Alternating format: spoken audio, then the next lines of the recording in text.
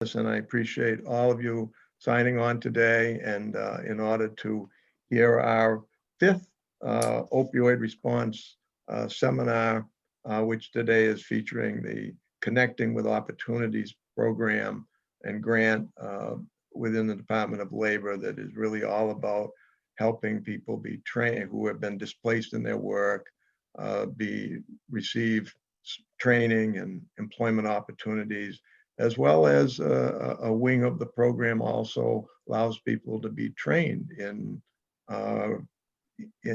some of the many employment occupations that we need for treating substance use disorder in our state. So I'm delighted to have our three guests that I'll introduce in a moment. Prior to doing that, I simply wanted to promote also the upcoming program, webinar with the Maine Association of Recovery Residences. That's on January 13th at 1 o'clock, and we're going to put a link to that webinar in our chat room. We will have our next monthly seminar on February 5th, again at 11 o'clock, Friday morning, February 5th, and that's going to feature our updated opioid response strategic action plan. And myself and Dr. Jessica Pollard, the director of the Office of Behavioral Health, and Roland Robinson, our project manager, we will be talking about the updated plan and our plans for at least the next 12 months. And also we'll talk as an example of what's in that plan. We'll talk some about the new options program, which many of you have heard about, which is intended to provide really meaningful outreach to people who are struggling and still using drugs in Maine. None of our presenters today have any conflicts of interest. I would ask that the audience put any of your questions in the question and answer box, not necessarily in the chat room, but in the question and answer box. I will review those questions, and we hope to have 5 to 10 minutes at the end of the program. Our three presenters, first, Laurie McDonald, who really runs this program out of the Department of Labor. She's a labor program specialist in employment services. Following Laurie will be Doug Dunbar, who is with Eastern Maine Development Corporation and is a recovery and reentry workforce specialist. I can tell you that no one's done more to get this grant to Maine and in its implementation than Doug. We really appreciate the work that he's done. And then batting cleanup will be Joanna Russell, who's the executive director of the Northeastern Workforce Development Board. And in addition to talking about this particular grant, she'll also talk about some of the larger issues of career opportunities made for people in recovery and how we can be more active in having a recovery-friendly state and find some recovery-ready employers. So with that, I'm going to hand it over to Laurie McDonald. Thank you very much, Gordon. Very happy to be here. So thank you all of you who are participating today. I have prepared a PowerPoint. So part of my role this morning is I want to really give you the nuts and bolts of this grant. So I'm going to quickly share my screen and then I will go through, let's see here.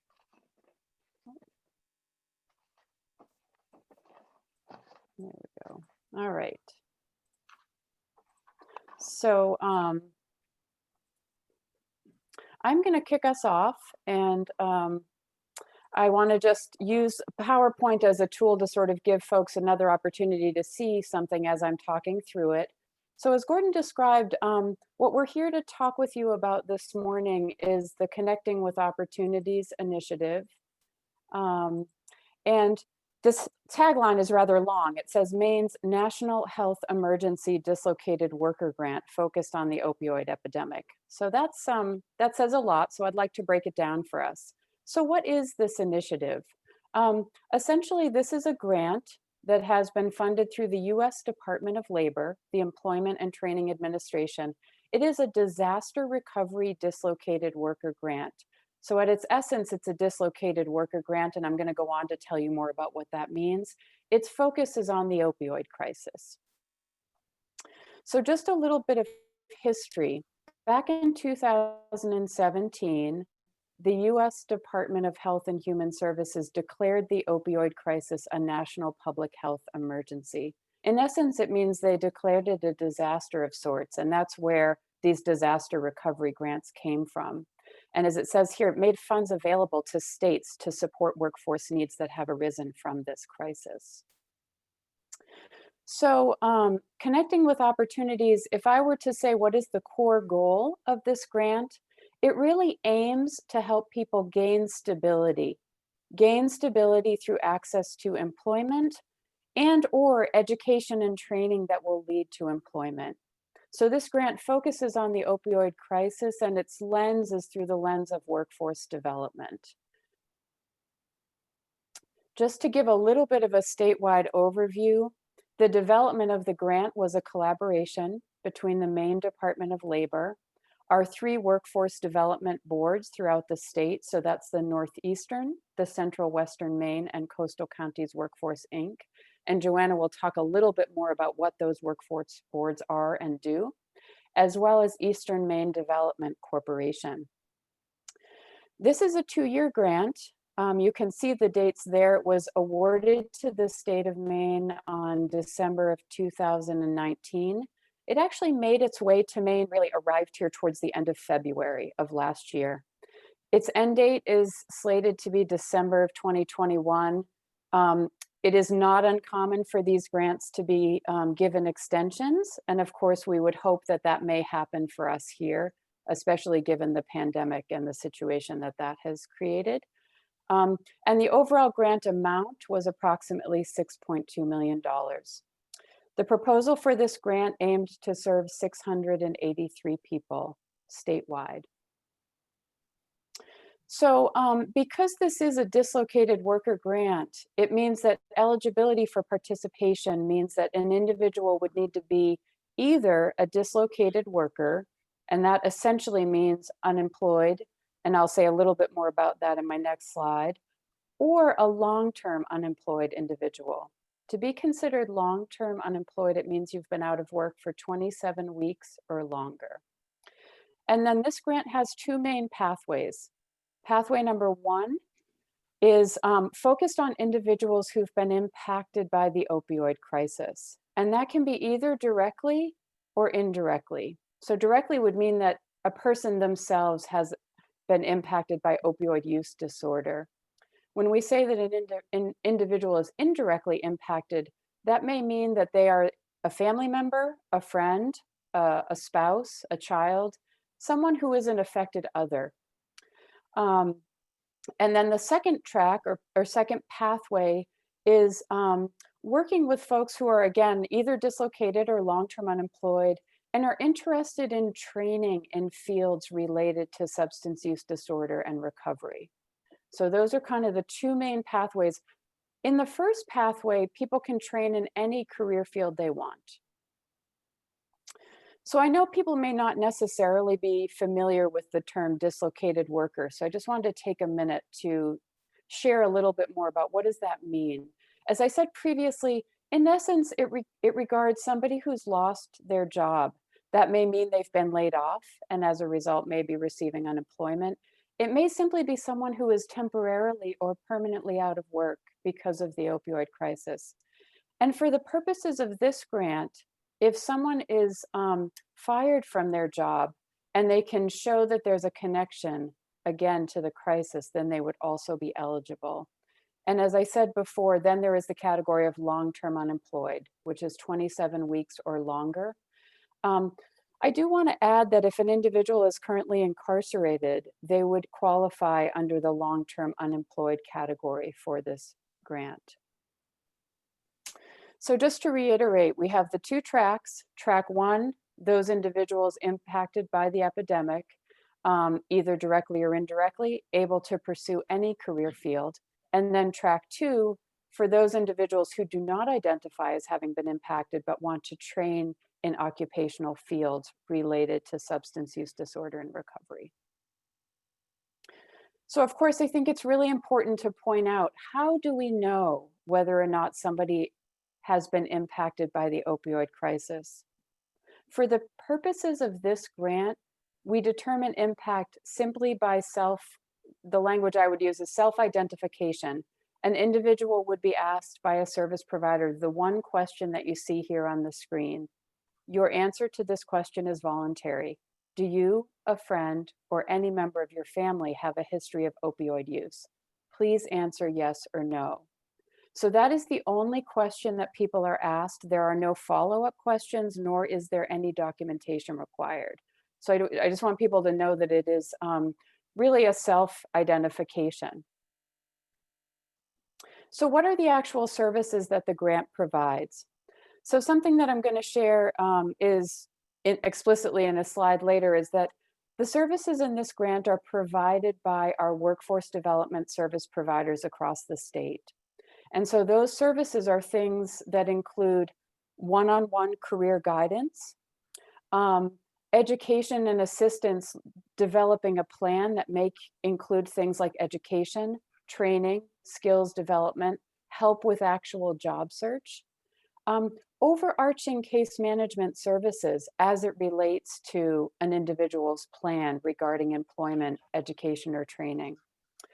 The other thing that this grant can provide is financial assistance, and that may be literally tuition, books, fees, if somebody decides that they would like to go to school. But something that's really important to know is this grant has a provision for supportive services. So what does somebody need to be successful in reaching their goals? And so they might need some support with transportation. They may need help with childcare. Maybe they need clothing as it relates to going to work. So part of developing a plan with a person is looking at those things that they may need to help them be successful. And then the last thing I want to mention is that as we're really learning about recovery, peer support is vital. And this grant has a very specific role that we call peer connectors, peer navigators.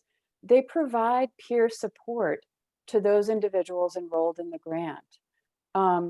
So they are people with lived experience of substance use disorder and recovery, and they're hired for up to 12 months of employment directly in the grant.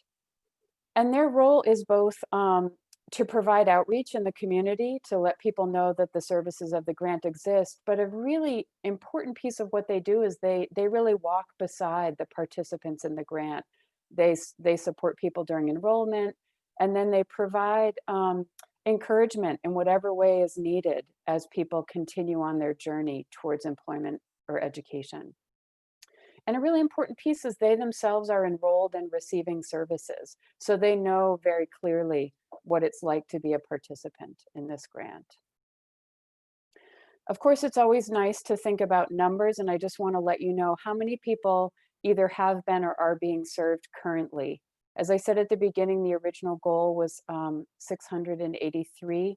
As of yesterday, we're in serving or have served 157 people in this grant.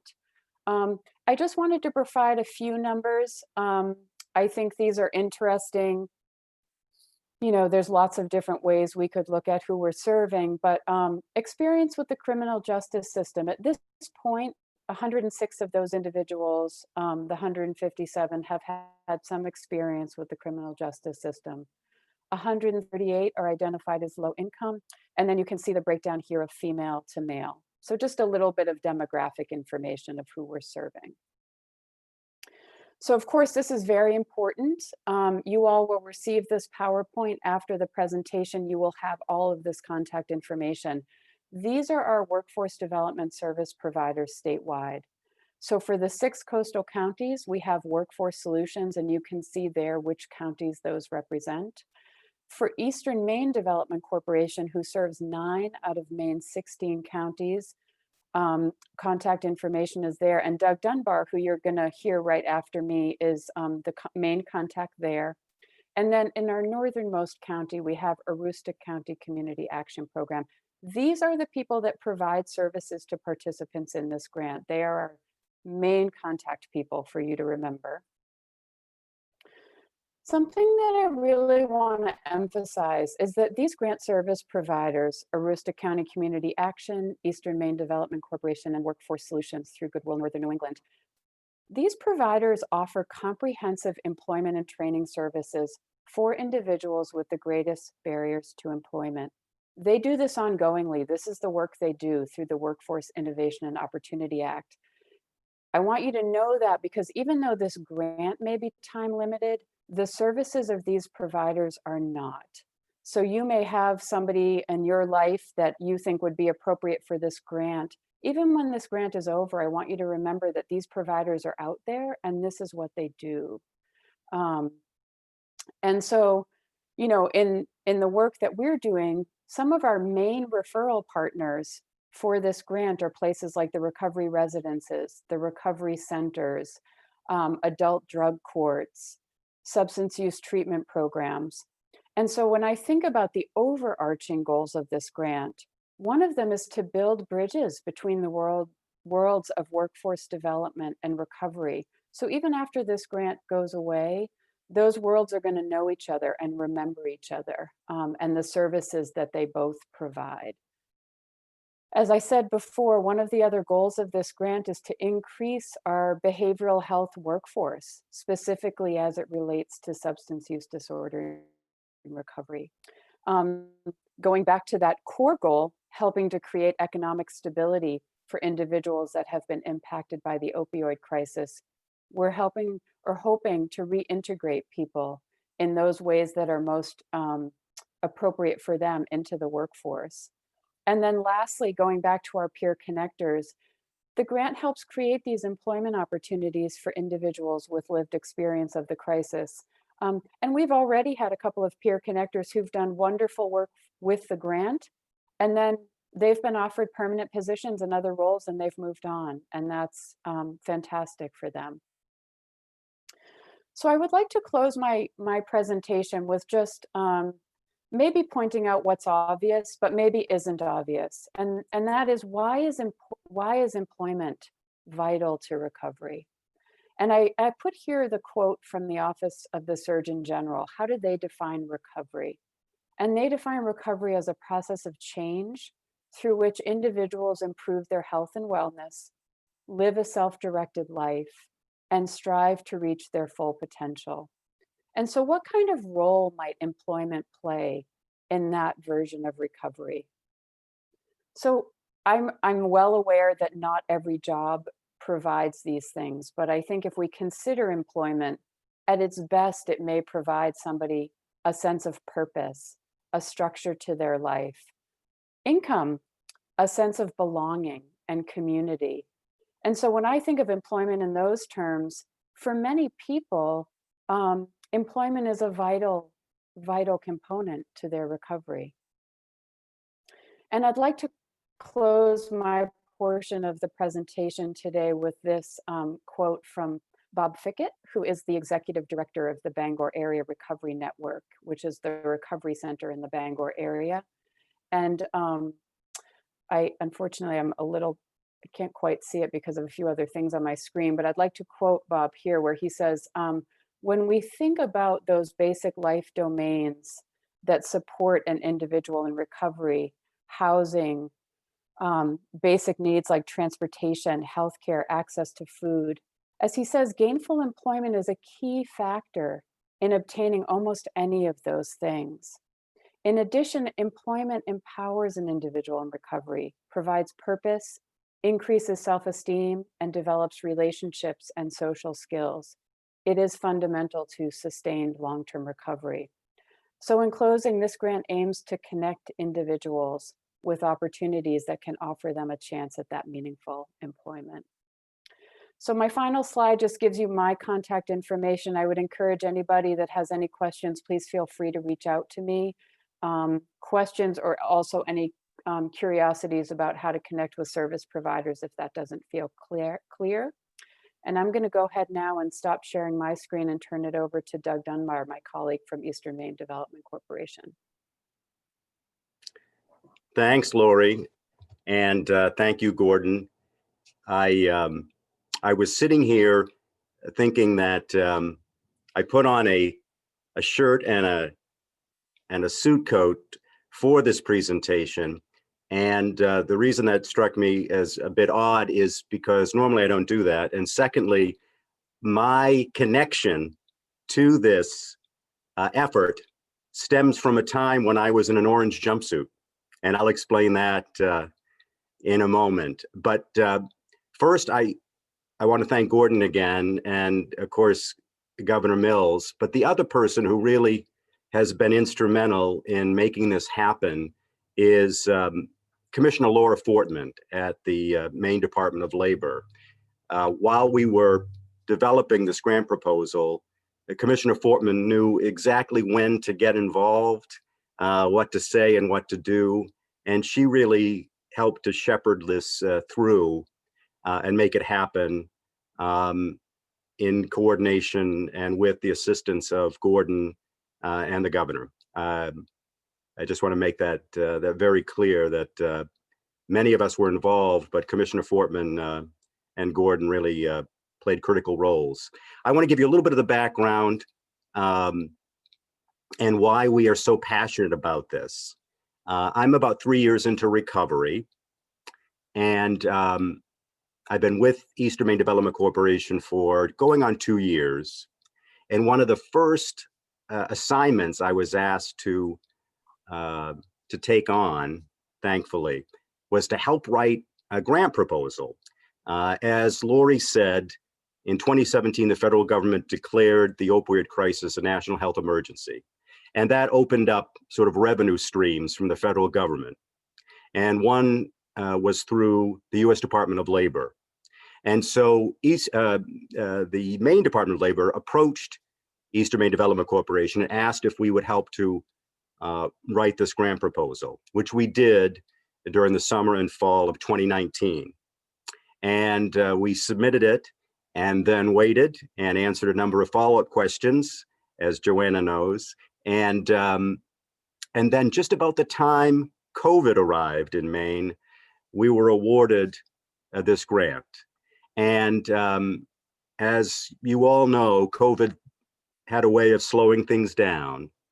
And so our rollout was a bit delayed, but we adjusted fairly quickly and really got underway during the summer and the fall.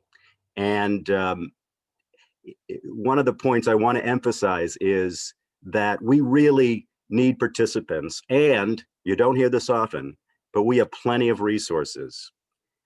We have really lots of money to help change the trajectory of many, many lives. We're shooting for nearly 700. Hopefully we'll be near 200 soon. But if you have one takeaway, remember, we have money and we need participants. And I really do also want to emphasize that this is about hope and connections.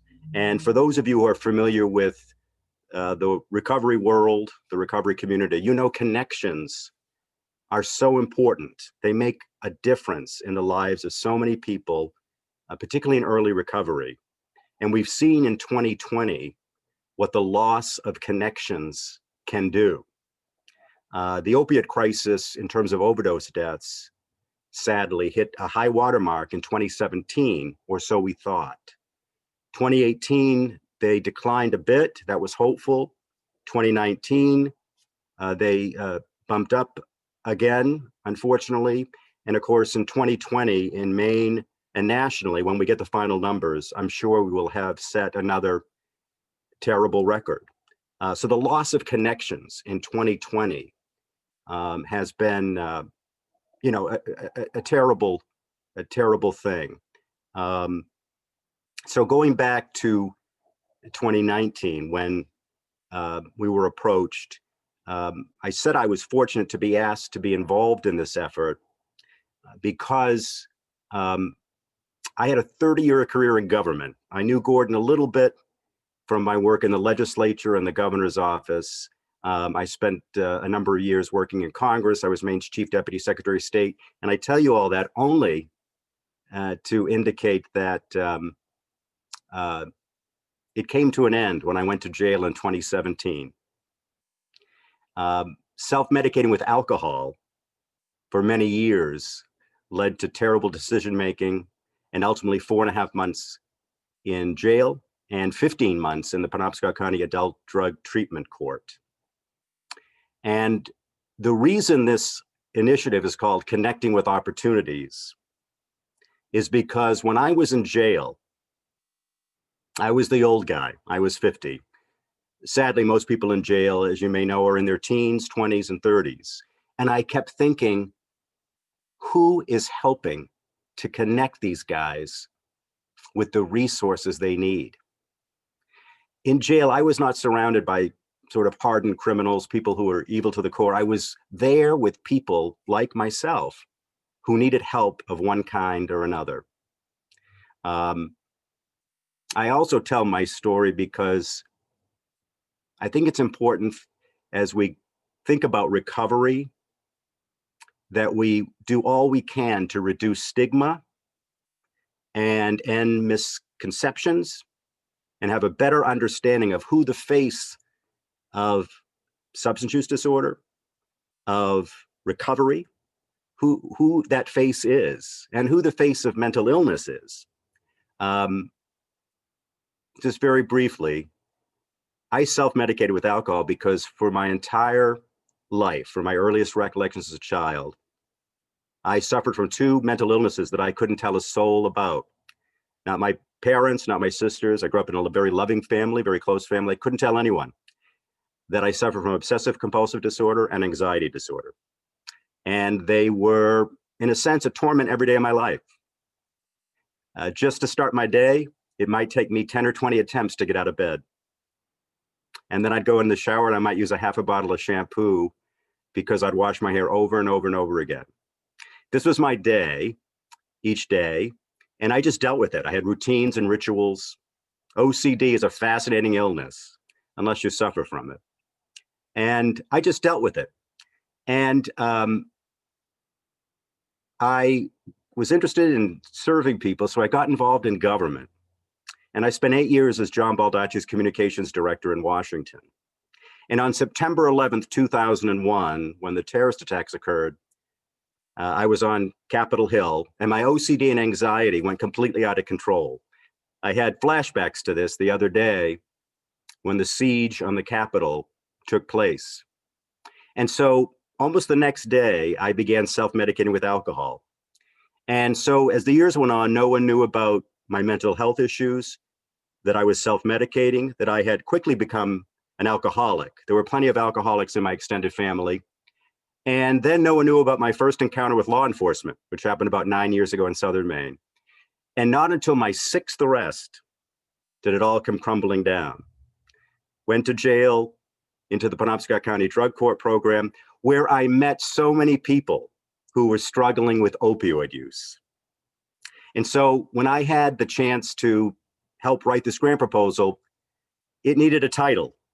And so one day I was thinking back to being in jail and how all of those individuals I met so desperately needed connections to the resources and services that were out there. And now, thankfully, because of this grant, there are many more resources.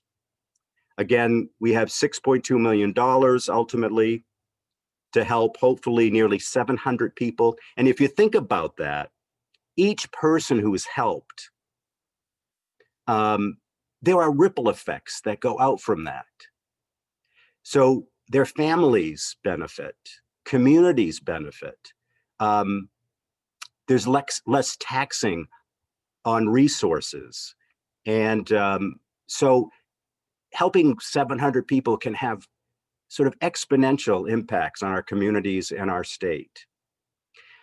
One point that Lori made that I do want to emphasize is that we hope this initiative, which may well be extended beyond the 2 years, partly because of COVID, but we hope it'll infuse the workforce development system, as you'll hear about from Joanna, with a better understanding about recovery, substance use disorder, perhaps how mental health challenges often go hand in hand with substance use disorder. And so that we will, will benefit in ways beyond the 700 individuals and even those ripple effects, that we will become better educated, more sensitized, that we will reduce stigma, that will overcome some misperceptions. And I also want to stress that if you're a service provider of some kind, don't think of this as just for your clients. This is available and open to anyone who's unemployed. And as Lori said, there are 2 tracks. So even if you haven't been impacted, but you're interested in playing a role in helping to mitigate or reduce the overall crisis, come see us.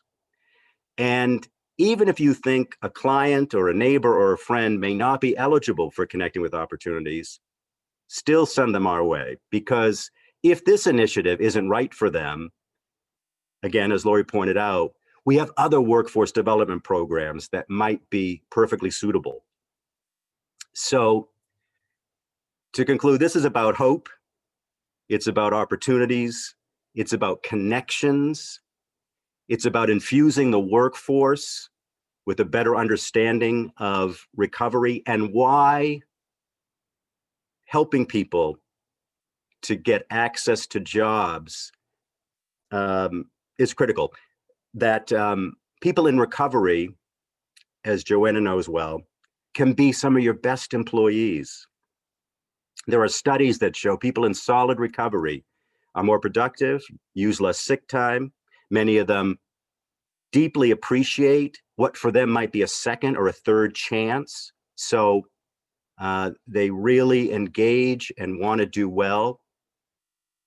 And I want to thank Eastern Maine Development Corporation for doing just that, for opening their door to me and giving me a chance. I tell people, even though I have a criminal record now, and I'm someone who had many, many years of alcohol abuse, I'm a much, much better person now and a much better employee now than when you didn't know I had a criminal record, before I had a criminal record and was so deeply into my substance use disorder. So people in recovery can benefit you as an employer. We want more doors to be open to them. And I thank EMDC for opening its door. We've also now hired peers, and EMDC has 2 other individuals who are part of this initiative, who were my colleagues, if you will, in the Penobscot County Drug Court. So there are now 3 of us working at Eastern Maine Development Corporation. And we've already moved one of our peers into a permanent position. She joined us in July. She's done amazing work, as has the other peer, and she's already been promoted to a permanent position. So hopefully that leads somewhat nicely into what Joanna will talk about, which is again about the workforce system and why what we're doing with this initiative is so important. Joanna? Thank you, Doug. Wow, that's wonderful. And thank you, Lori. You guys did a great job. I just want to say greetings and Happy New Year to all who are participating in this seminar. Again, my name is Joanna Russell. I serve the Northeastern Workforce Development Board as their executive director. And I want to thank Gordon Smith for the opportunity to present this information related to employment and recovery. My hope today is you come to understand the power that employment plays in reinforcing the life of an individual in recovery. I also want to reassure everyone that once our project Connections to Opportunities grant period is over, we will continue to provide services through our workforce systems providers, Eastern Maine Development Corporation, Aroostook County Action Program, and Workforce Solutions with Great Northern New England Goodwill.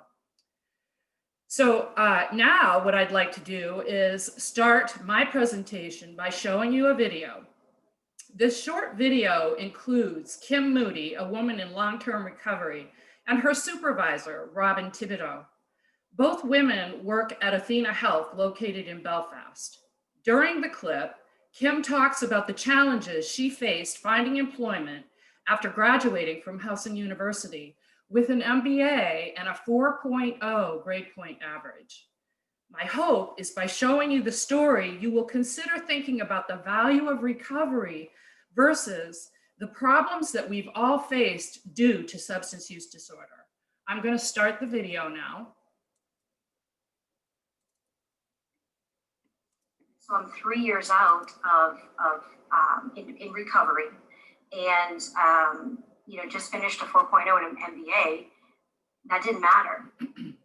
I haven't been able to really celebrate that because it was so overshadowed and marred by my background. And what happened for me is that there's a few barriers.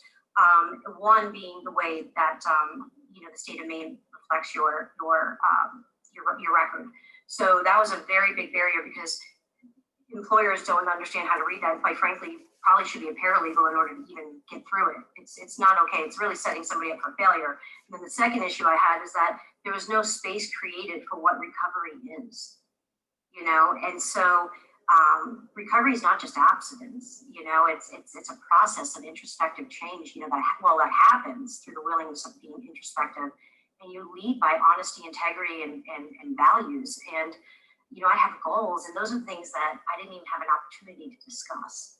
So it wasn't until I went to Athena Health that they allowed that space for me to have a discussion with them. Yes, this is my background. I own my story, and that's very courageous and powerful to own your story. And if you have the platform to be able to discuss that, and that's what Athena Health created for me. I interviewed for a position within Athena that really parallels with my degrees, that I have, and I was honest in my interview, and I was very open about my story, and they took a chance on me. And so, 13 months now I've been in the position, and I'm still here. How does that feel? I get to live my authentic self. I don't hide anymore. It feels amazing. It's really a life that I didn't know existed because, that's just not the life I used to lead. And, so it feels amazing to hold space and be responsible for space on this planet, and to be able to help the next person out, and to be a participant in life, and so it feels great. Feels great. Do you feel like there are other people in recovery that are being held back by different barriers, like what you've experienced? Absolutely. That's why I'm here today, because you have a whole pool of people that are just, there's such value in it, and recovery has such value. We don't turn over leaves, we flip over the whole tree, and we really just trudge this road of leading through by way of honesty, and we're not, hiding secrets, but they're being missed because of those types of stigmas, because of potential barriers with background. I actually am Kim's manager, and I also was on the interviewing team when Kim applied for customer success. So we interview a number of candidates, and then we get together as an interviewing team and talk about everyone and see, who we feel would be the best fit for the position. And so as we were going through the candidates, we had a unanimous vote that we all felt Kim would be a great fit for our team, and we hired her on for that position. What would you say to other people in administrative positions who are making these decisions on hiring somebody who is in recovery? What would you say to them? I would say, experiences in your life are just a snapshot in time, right? People, they learn from what they've been through, and it's something that you should really think about. Look at a person's willingness to change, their drive, their ambition. it doesn't need to hold you back. You work towards something, you realize, you've learned from the experience that you had, and you want to move forward. So to keep an open mind and just really think about, would this person be a good fit? What's their motivation? How are they presenting themselves? Are they excited? Are they passionate about what they're talking about with you? And I feel like it's just really important to understand that, don't define somebody by their past. Look at what they're currently doing and what they want to do, and just kind of work with them and take a chance on them. Our culture is our people. We encourage Athenistas to bring their true self to work. We want to help them and support them. By being there to support them, it's helping to support our business and our customers. We want to be a good partner for not only our customers, but for our employees. So, that's important to us. We want to make sure that we're there for our people, and we encourage that. We don't want them to be a different person at home than we do at work. We want them to bring their true self to work, and we'll work with them. We want to be there for them. Kim, do you feel like if more employers and people in the community were like Robin and Athena Health, that it might encourage others who are trying to get the support and help they need to really go for it that are in recovery? People are suffering from this disease every day and dying every day. And to break down the stigma of what does an alcoholic or drug addict look like, what does it look like? It looks like this. It looks like, you don't know who is suffering from the disease of addiction. And people suffer in silence because of the stigma society has placed on that. How do we come together collectively as a community? I mean, this is absolutely it's not just an issue for the individual, it's a ripple effect for families, on economies, for employers. It's a ripple effect. So continuing to do what we've done is not working. It's just not working. So what do we do now? And that's just create that space for awareness and education to clearly that this is a disease of addiction.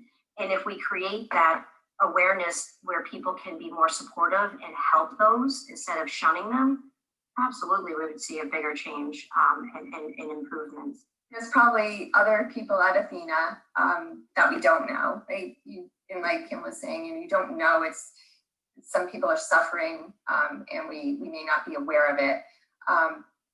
But I hope that if somebody is in a position, and that they feel comfortable going to someone and talking about it and knowing that they won't be judged. There's people that are here in this pool that want to work and that are just being held back, and employers are missing an opportunity. And it's really just hurting not only the person, but the employer and then the state of Maine.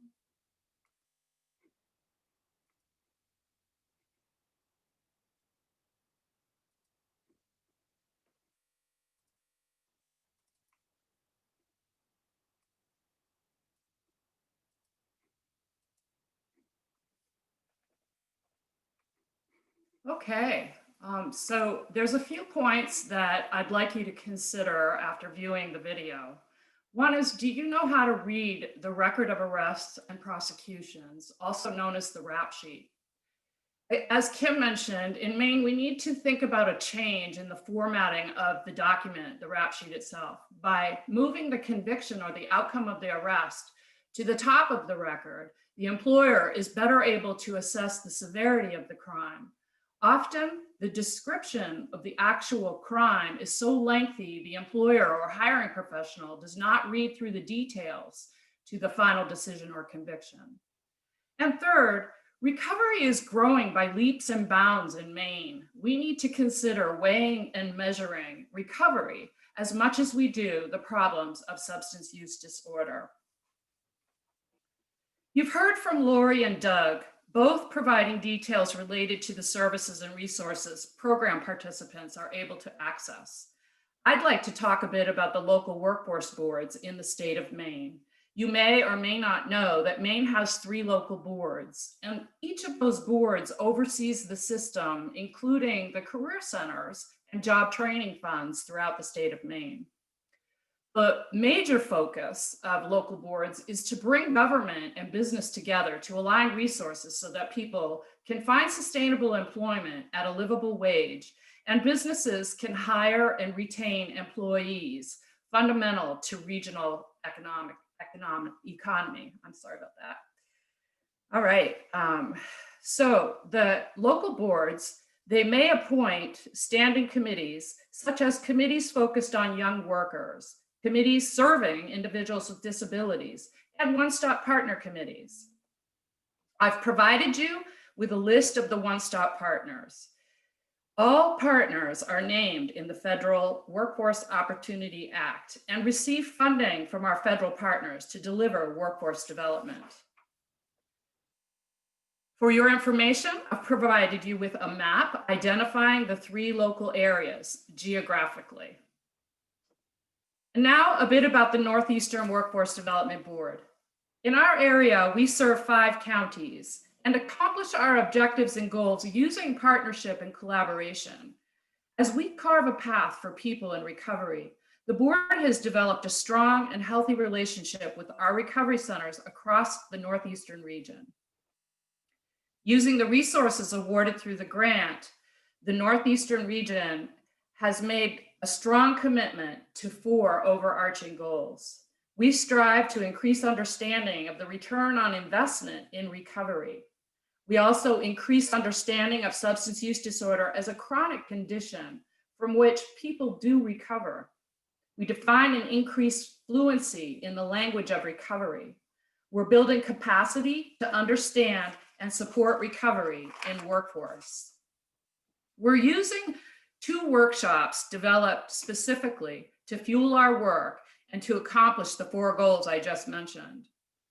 The Northeastern Workforce Development Board has partnered with Healthy Acadia to provide Recovery Coach Basics training for workforce development partners and their community partners. We aim again to increase participants' capacity to understand and to support recovery. To date, we've offered 3 rounds of training in 2020 with a total of 42 participants attending.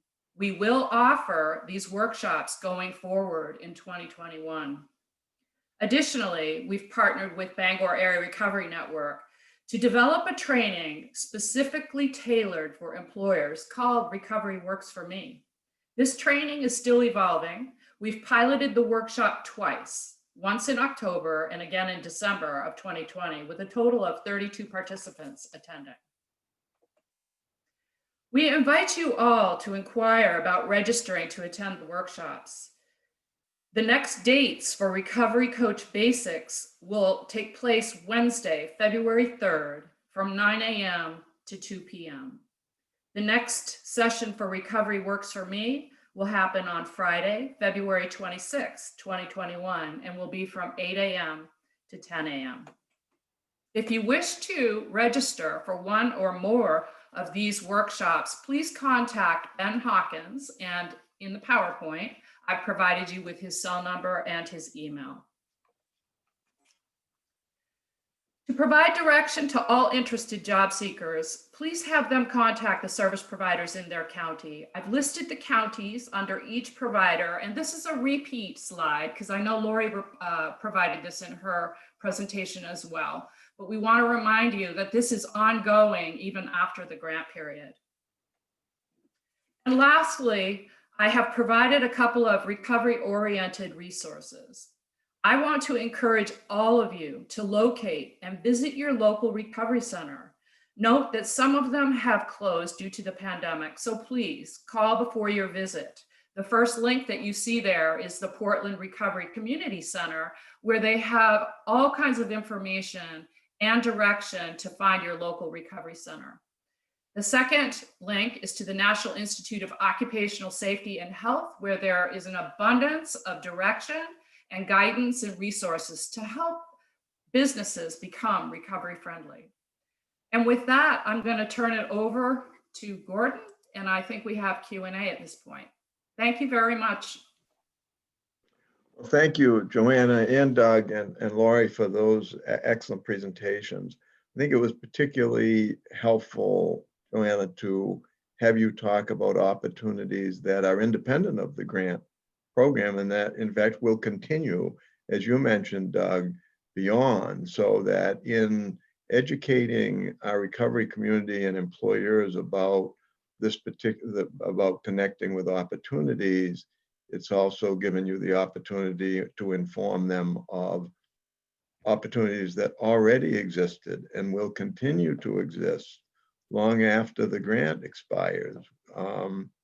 And those are things that I was unfamiliar with. So I suspect that a great many of our participants today also were unfamiliar with them. So thank you. There really were no questions in the question and answer room. There were some comments, which I appreciate. It's clear that there's work to be done in the state regarding this rap sheet. And there was a thoughtful comment upon how that if you plead to charges, that the original charges still are on the rap sheet apparently. So very simple things that I honestly don't know who in the state has the authority to change these things. As we frequently find in state government, there's probably a few barriers to simply making the change, or they would have been done already. But we can certainly get this on our plan of things to examine if you're telling us that they are barriers to employment for people in recovery. And clearly that is what you're telling us. And also really appreciated the Kim Moody video that also made that point. So I don't think there's anything left. We have 5 minutes, so if you and I, Doug's very much like me. We're not going to let 5 minutes expire. So I'll ask you each to make a final comment, and Doug will start with you. I appreciate it, Gordon. And part of my presentation was also supposed to be to give a couple of success stories, and we have many. And I mentioned that we have 2 people who graduated from drug court in Penobscot County who are now my colleagues at Eastern Maine Development Corporation, and they're doing terrific work. Later today, I'm interviewing to use in our social media and perhaps to start our first podcast. If my boss, EMDC's president and CEO Lee Humphrey is listening, later today, the long promised podcast might get off the ground. I'm interviewing a young woman whose life has already been changed dramatically by this Connecting with Opportunities effort. She just completed her first year of college. She took 3 courses. The initiative paid for them. She got 3 A's. Her courses were online, so she needed a laptop computer. We covered that expense. We were with her every step of the way. And this is important.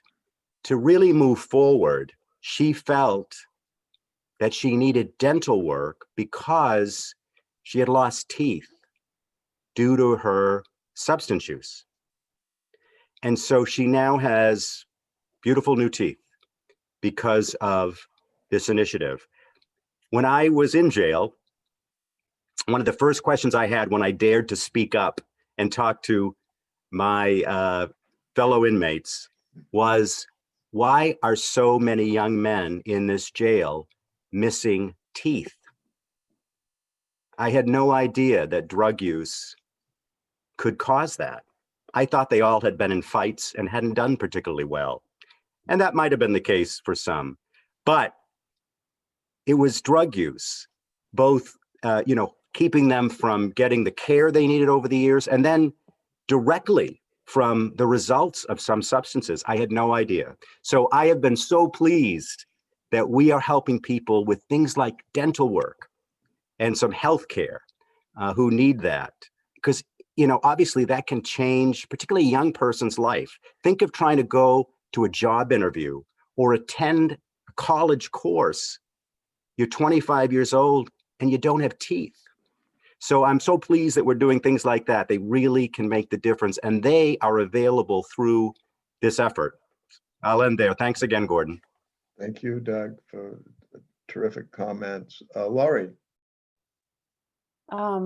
I think the only thing that I would like to add, so I think Doug sort of did a great job encapsulating. I just want to thank people again for attending, and I want to remind them that please reach out to any one of the three of us if you have any questions or anything that you want clarified that you have not had clarified today. So we will look forward to hearing from you, and thank you again, Gordon. You're welcome. Joanna, any last comments? Yes, I wanted to just underscore Doug's comments about success stories. We actually have had two of our other service providers have experienced the same issue with their peer connectors. They hire their peer connectors, 6 months later, they're getting full-time permanent jobs. So it speaks volumes to the stability of recovery. And the second thing I want to say is if you are a service provider and you're working with clients, participants, students, make it your business to learn how to read that rap sheet, because if you can help that person know what's on the rap sheet and learn how to talk about it, that takes a big barrier out of the way. So make it your business to learn how to read those rap sheets. And I'm going to send a PowerPoint to Lorena, who can provide that out there to the people participating today. It's from Jim Woodside, who's with the Maine State Police Bureau of Personal Information. He's the guy in charge of rap sheets, and he tells you how to read that sheet. So I will provide that to Lorena, and she can put that out to everybody. Thank you. Great. And we've also been asked to send information on Doug's podcast. And so Lorena, I'll ask that you get that information from Doug, and we'll share that to the participants. I want to thank you all the panelists, also all the participants. We had about 100 people today, which for a Friday morning, and it's pretty good. I really appreciate everybody participating. I remind you, you have opportunities to see us again on January 13th for the Maine Association of Recovery Residences, 1 o'clock. And then we'll be back with our next monthly series on February 5th with Dr. Pollard, Roland, and myself. So have a great weekend. And again, I appreciate everybody's participation. Thank you. Thanks, everyone.